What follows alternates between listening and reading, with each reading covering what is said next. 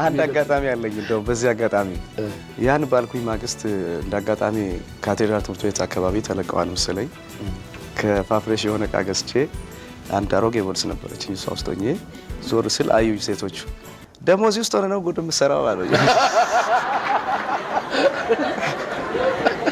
ትንሽ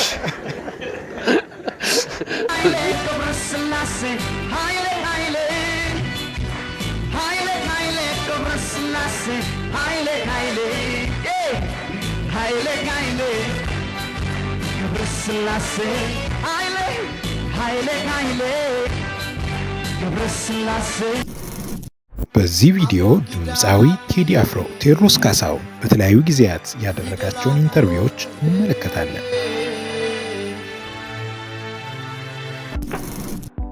ቴዲ ስለ ባለቤቱ ሲጠየቅና ባለቤቱን ማምለሰት የት እንደተገናኙ እንዴት እንደነበረ ሁኔታው በዚህ ቃለ መጠይቅ ላይ ያስታውሱታል።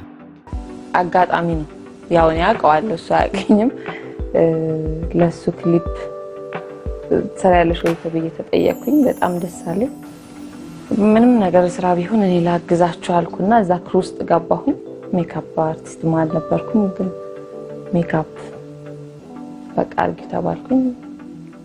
ሞከርኩኝ እንግዲህ ተሳክቶልኛል ግን አንደኛ ነው። በኋላ ብሔራዊ ቲያትር ጀርባ ነው እና ሜካፕ ያደረገችኝ ደግነቱ ሜካፕ ወደ ላይ እንዲስቲ ደግሞ ከላይ በደም ሜካፕ ያደርግሽ ሰው ለማየት ይመቻል። እንዴት ቆንጆ ልጅ ከየት ነው የመጣችው ብዬ ቀስ ብዬ ጠየቅኩኝ። አይ እንደዚህ ሜካፕ ምናምን የምትሰራ ማለት እንዲህ እያለን ተዋወቀን ማለት ነው። እዛ እንግዲህ ያው በእግዚአብሔር ፍቃድ ቆይተን የተወሰነ ጊዜ ከዛ በስራም ጸባይ በምንም እንደገና ደግሞ ቆየንና መልሰን ተገናኘን። ደግሞ በነገራችን ላይ ከዛም በኋላ ደግሞ በጣም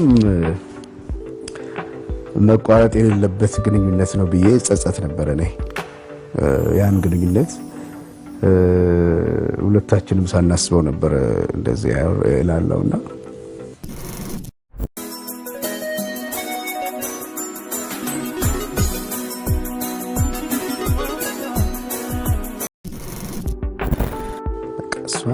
ልጅ እኔ በፍጹም መጠበቅ ነበረብኝ እንዳልኩ እግዚአብሔር መልሶ አገናኘን እና ያው እግዚአብሔር ይመስገን ለዚህ ደርሰናል። እኔ በጣም እድለኛ ነኝ እሷን በማግባቴ። በነገራችን ላይ ስለ ባለቤቴ ስናገር በጣም ጥሩ ልብ ያላት ጥሩ ነፍስ አላት፣ በጣም ቅን ናት፣ በጣም ታጋሽ ነች፣ በጣም ጨዋ ነች፣ በጣም ቤተሰብ የምትወድ ናት። ኦኬ እውነቴን አይደለም? እግዚአብሔር ይመስገን ያው ለዚህ ወጥተናል። እንደዚህ ነው። ኃይሌ ታዋቂው ድምፃዊ ቴዲ አፍሮ ለአትሌት ኃይሌ ገብረስላሴ ያወጣውና ለኢትዮጵያ ሰንደቅ ዓላማ የተዘፈነ ታዋቂ ሙዚቃ ነው።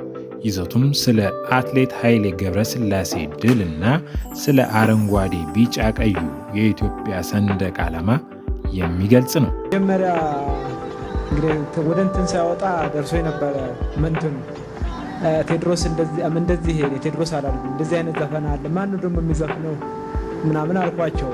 ናስጠይቃቸው አይ አንድ ልጅ ነው ስላንተ ዘፍኗል፣ እስቲ ካሴቱን ፈልጉልኝ። አይ ካሴቱን አናገኘውም አሉ። እንዴት ተዳለ ላምናችሁ እችላለሁ አልኩ። አይ ሊወጣ ነው ካሴቱ አሉና በመሃል አመጡና ደግሞ ሃይላይ እንዴት አይነት ቢወደኝ ነው ወይንም ደግሞ እንዴት በጣም ተመስጦ ነው ማለት ነው ወይ ሯጭ ሊሆን ፈልጎ ነው አልኩኝ። እና ያው ካሴቱ ወጣና እስቲ ልጁን ሊየው አልኩኝ። ማነው ዘፋኙን ሊየው ምን አይነት ሰው ነው አለ። ሳው እንዲህ መንገድ ላይ ነው ጻል ልጅ ነው ይሄ ነው አሉ። እንግዲህ እቺ እንድትዘፈነች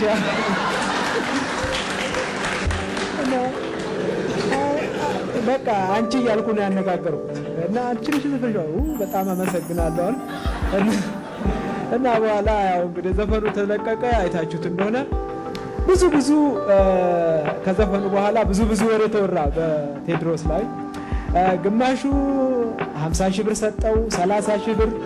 በኋላ አንድ ጋዜጣ ላይ ነው ይሄን ያህል ሰጥተኸዋል 30 ሺህ ነው ሰጥተኸዋል አለ ለማለት ቴድሮስ እኔ እንኳን 30 ሺህ 30 ሳንቲምም አልሰጠሁት። ቴዲ አፍሮ ስለ ኢትዮጵያዊነት እንዲህ ይላል። ከቀደመው ነገር ጥሩን ነገር ወስደን ጥሩ ያልሆነውን ነገር እንዳይደገም አድርገን ካሰብን የማንዋደድበት፣ የማንከባበርበት፣ የማንተባበርበት ምንም ምክንያት የለም። የዛን ጊዜ ሙሉ ኢትዮጵያ የሚለውን አቅም እናገኛለን። ያ ሙሉ ኢትዮጵያዊነት ደግሞ ገዢ ፍቅር ነው። ያ ገዢ ፍቅር ተገዢ ስላልሆነ ነበር አባቶቻችን በአድዋም በማይጨውም የተለያየ ጀብድ ፈጽመው ከተገዥነት የጠበቁት። ይሄ የመንፈስ ጉዞ ነው። ለእኔ እንደማስበው ገዢ ፍቅር ነው። ስንሟላ እንደዛ ነው የምንሆነው።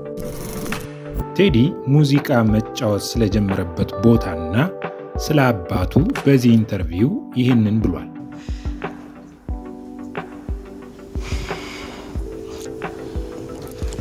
ለመጀመሪያ ጊዜ እንግዲህ ይቅርታ አድርጉልኝ አልጋይ ውስጥ ትራስ ምናምን አስተኝቼ ላይን ክለብ የሚባል ቤት ነበር የዛሬ 3 ዓመት እሳ ነው የጀመርኩት። ይቅርታ ይቅርታ። እንዴት ነው? ለአባቴ ልዩ ፍቅር አለኝ። ከዚህ በላይ መናገር አልችልም። ይሄ ነው።